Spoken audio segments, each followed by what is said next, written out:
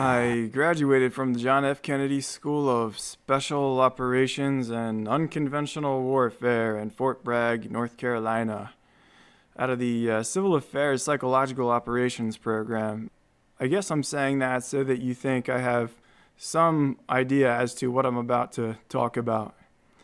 I signed a number of non-disclosure agreements stating that I wouldn't talk about the specifics of those training programs, so I won't go into those sorts of details today. I'm just a guy talking about his personal experiences.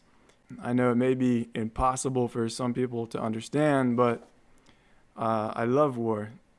I love the sights. I love the sounds. I love the rattle of gunfire. I like thinking about what I'm going to need before I leave and buying it and packing it. I especially like when I'm there and it turns out that I needed one of the things that I thought I might need to bring and I can get some use out of it. I love traveling to war zones and just poking my head around. It's louder than you might expect.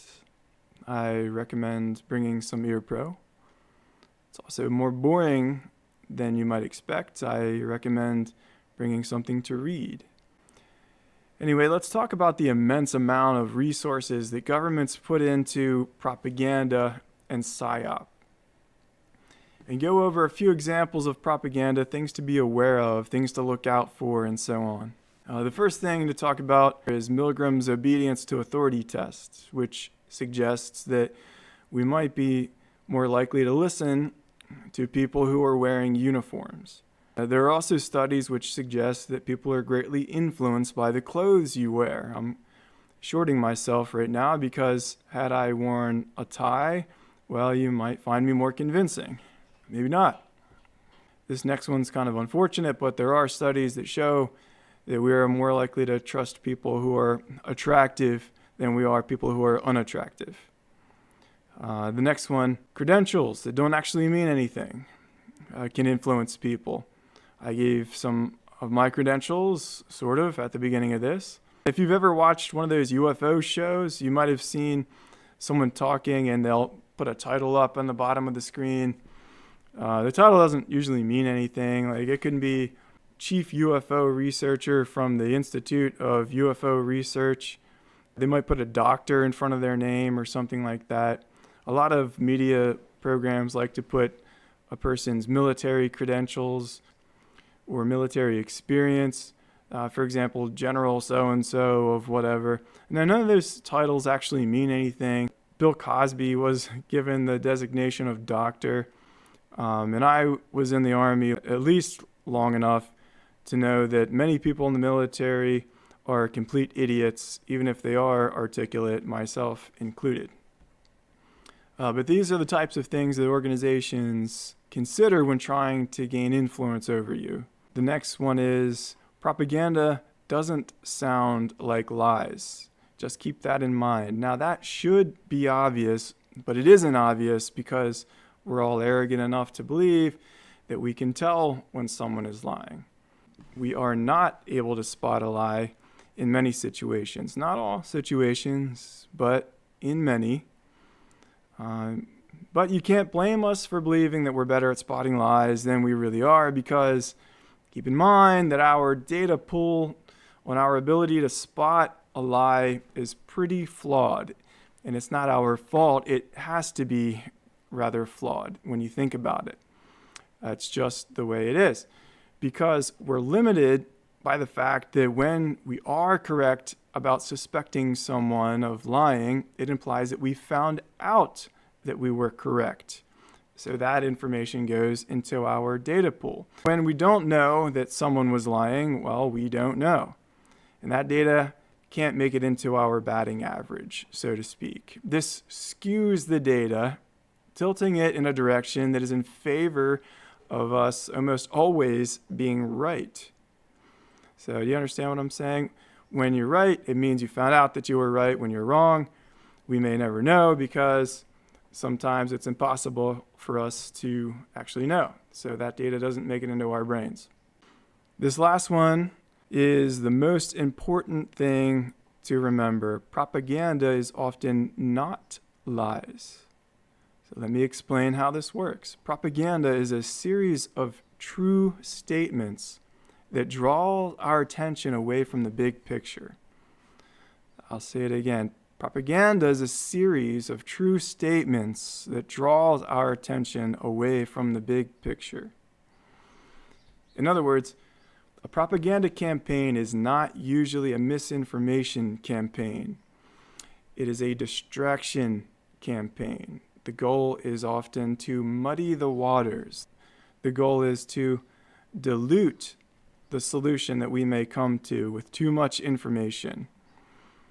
Be on your guard whenever a representative of an organization says a situation is complicated.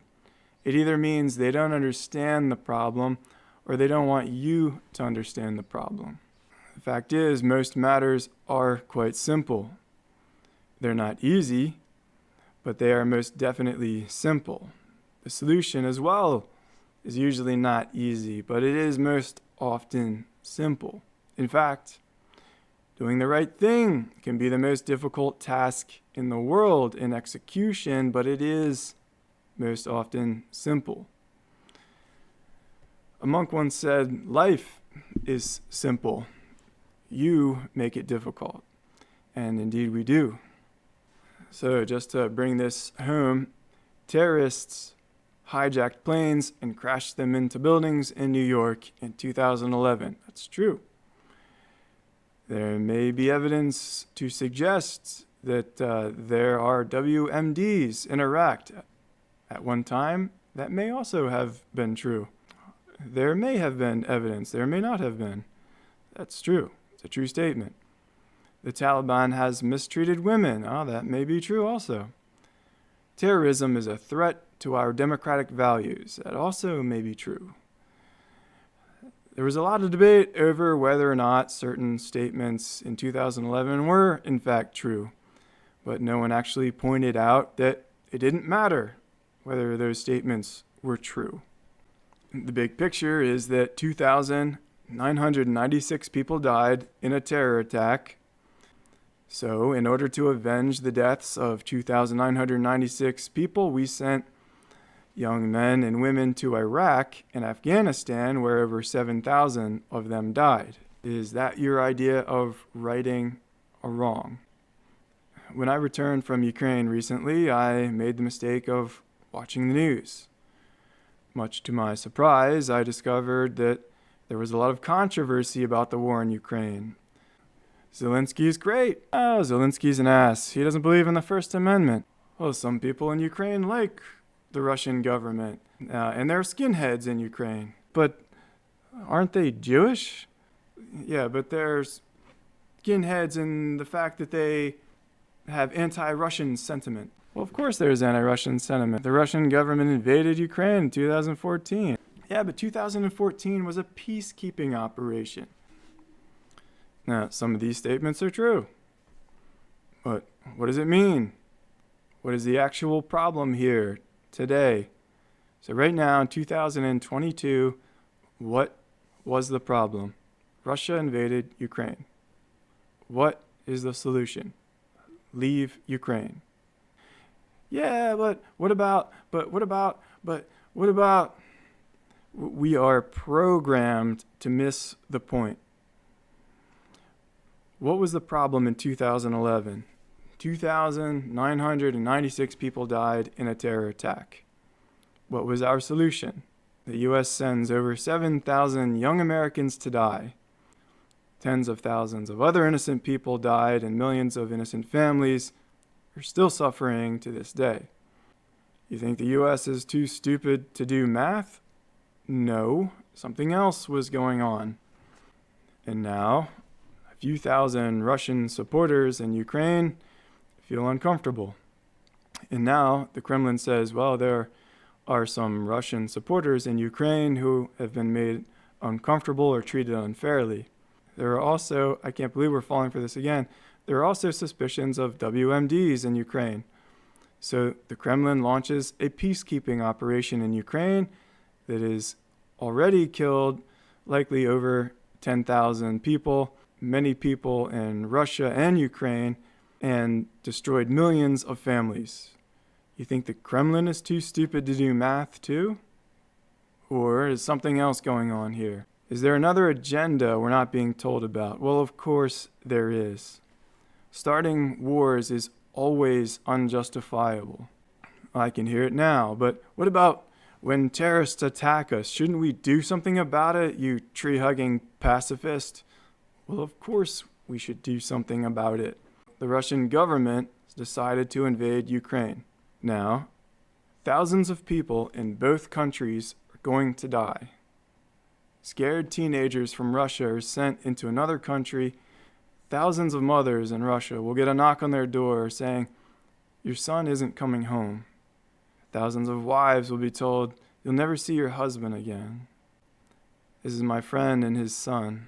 I haven't yet gotten permission to use their photos, so I've blurred their faces. Another friend of mine, Dennis, had a daughter.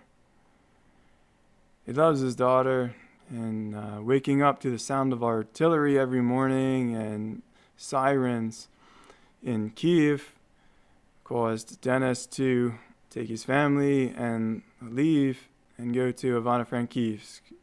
Then fighting started in Ivano-Frankivsk. And after agonizing over the decision for days, Dennis decided that it was selfish of him to keep his daughter close.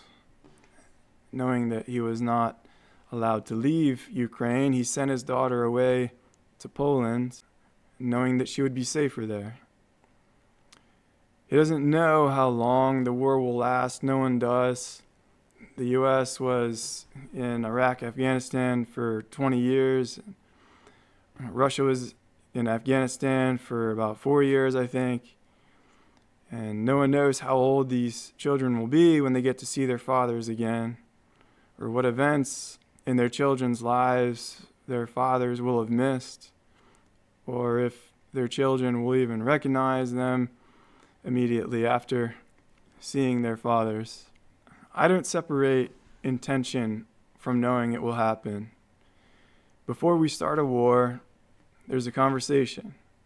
That conversation includes asking, what is the percentage of collateral damage that's expected? Is it 3%? Is it 10%? Is it 20%? We can't say children were killed, but the government didn't do it intentionally. If they knew it would happen, but did it anyway, it was intentional. If a government knew that children and families and innocent people, civilians, are going to die, and they take those actions anyway, it is intention.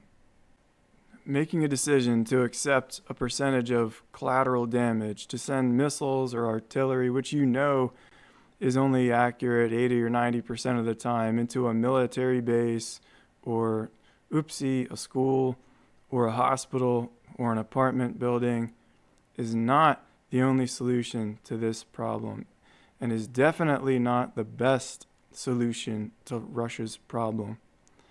No one on earth can say this is the best option. No one on earth can say this is the only option. Look at someone you know in the face and say this is the only way to help Russia and Ukraine. Look at someone in the face and say this is the best way to help Russia and Ukraine.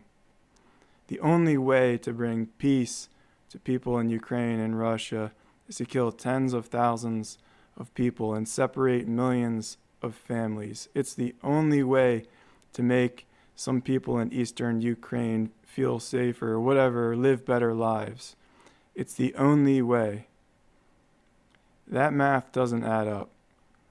Our governments hide their true goals from us. I think of the CIA. I'd like to see a chart comparing the number of wars we started to the number of wars we prevented, but of course none exists. It's impossible for such a chart to exist because no one can possibly know what was prevented with any degree of certainty.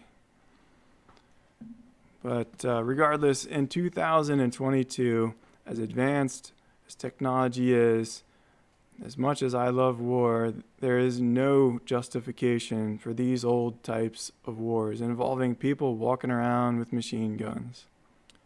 Remember, life is simple. We make it difficult.